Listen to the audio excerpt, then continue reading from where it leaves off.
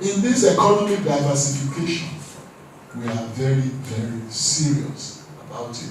Because it now remains our only hope. Oil is going down in the international market. In fact, the whole globe is now hammering on energy transition to green energy, to clean energy. And the ingredients needed for sustaining this transition and for even powering the clean energy are the critical minerals, the rare earth metals. And we have this in abundance in Nigeria.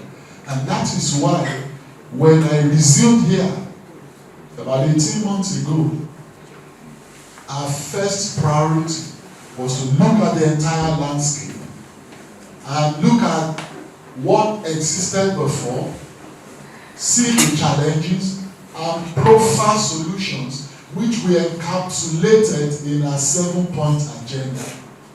So we crafted the 7-point agenda to initiate policy reforms. And this 7-point agenda, I will read to you, cuts across the entire value chain of the solid mineral sector in Nigeria. And of course, I'm sure you must have been seeing or reading about some of these policies that will be and reforms that we've initiated. And I'm happy to tell you that these reforms have started working because we are seeing the results. Again, like I said, policies have gestation periods, but there are some low-hanging fruits that we can easily see. Take the issue of insecurity, banditry in the solid mineral sector. We've had militancy in the oil sector for a long time, and it took and is still taking a lot of our revenue to combat militancy in the South-South region, so as to safeguard the economic jugular of the country now, which is oil. But because we neglected the solid mineral sector, we didn't know that Nigeria has been shortchanged for too long in that sector. People have been exploiting these minerals while we shut our eyes away from them. So we decided to do something about it.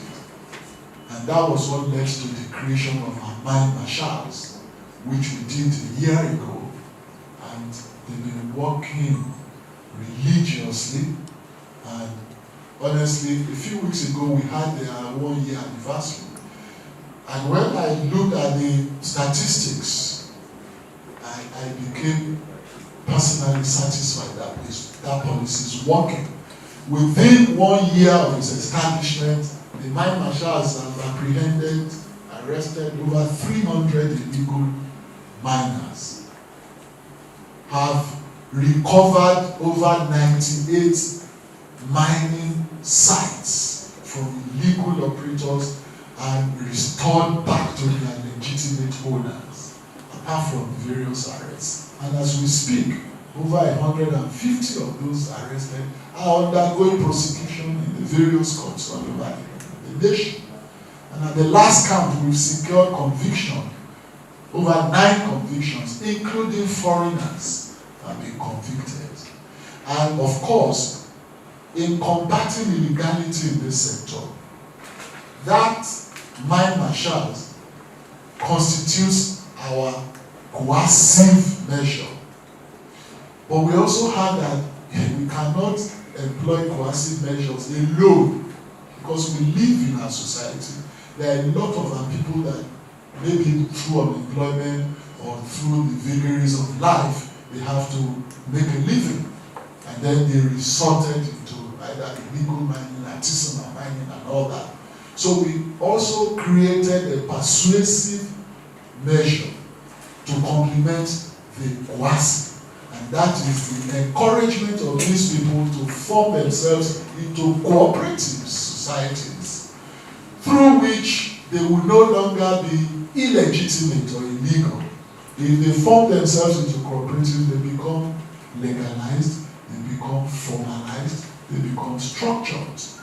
And then their businesses can even be expanded, because once they are structured and formalized, they can approach the financial institutions to obtain finances, to expand, buy equipment, and become, a legitimate business, mining business. And of course, another gain of that policy is that once they become formalized, structured, they become identifiable, because now they have an identity.